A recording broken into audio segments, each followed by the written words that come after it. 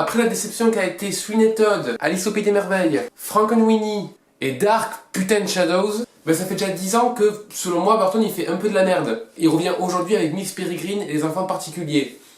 Et bizarrement, ça fait plaisir. Hein. Tout en étant un film pour enfants, somme toute classique, qui ne renouvelle pas le genre, mais franchement il apporte une sorte de légèreté, on va dire, au monde du cinéma.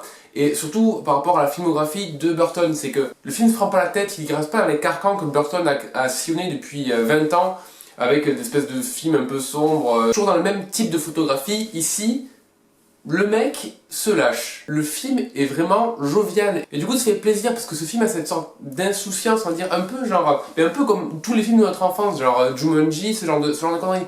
Ce genre de film d'aventure que quand t'es gamin, tu t'émerveilles devant et donc c'est génial, mais quand t'es devenu adulte, tu le regardes quand même avec plaisir parce que voilà, genre, c'est vraiment le film de ton enfance. Et Miss Peregrine, je trouve, contrairement à tous les films pour enfants qui sortent ce temps-ci et que je trouve pour la plupart un peu moyens parce que ils ont pas justement cette espèce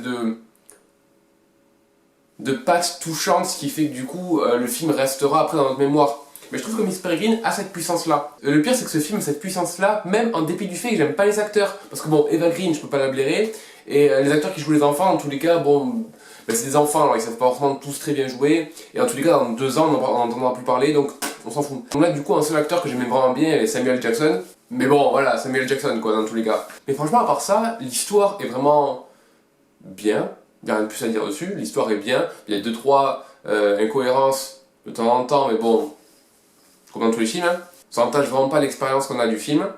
La photographie est vraiment jolie, parce que du coup, ça reste très beau, sans être du Burton, parce que j'aime beaucoup la patte artistique de Burton, même dans ses derniers films que j'ai pas aimés, il y a toujours cette espèce d'ambiance un peu particulière que j'apprécie beaucoup, notamment Sweeney Todd, qui est lui totalement dans l'ambiance un peu gothique et sombre, même si récemment j'aimais pas ses films, à part Big Eyes, on peut pas empêcher le fait que Burton est quand même vraiment doué dans son style, quoi. Et donc là, du coup, avec Miss Peregrine, franchement, il y a quelque chose.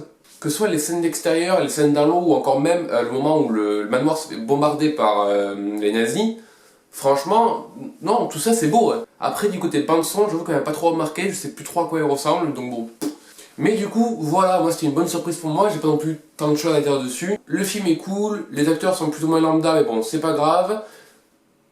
Bonne photographie, bande-son, je m'en souviens pas trop d'incohérence, de la bonne humeur, de la joie, de l'insouciance, de la convivialité. Si vous l'avez pas vu, allez voir avec vos enfants ou vos petits cousins ou j'en sais rien, je m'en bats les couilles. En tout cas, que vous soyez petit, grand, décrépit, je m'en fous, allez le voir, il est bien. Et Burton, bon retour parmi nous. Voilà, c'était la fin de cette vidéo show de nouvelle génération. J'essaie de les faire un poil plus court et du coup avec du texte ici pour compléter un peu. Donc du coup, dites-moi ce que vous en pensez, si vous voulez que ce soit un peu plus fouillé, que j'aille un peu plus dans le détail, peut-être que je le ferai pour certains films. Mais du coup, j'avoue que j'aime bien cette idée de critique un peu plus synthétique, on va dire un peu plus... qui aille plus dans le vif du sujet directement, quoi, pas tourner autour du pot. Et donc voilà, donc je pense que ça va devenir comme ça pour les prochains à peu près. Donc du coup, abonnez-vous à la chaîne, partagez-la, aimez-la, commentez-la, dites-moi si vous avez aimé ou le film ou la vidéo. Et du coup, à la prochaine!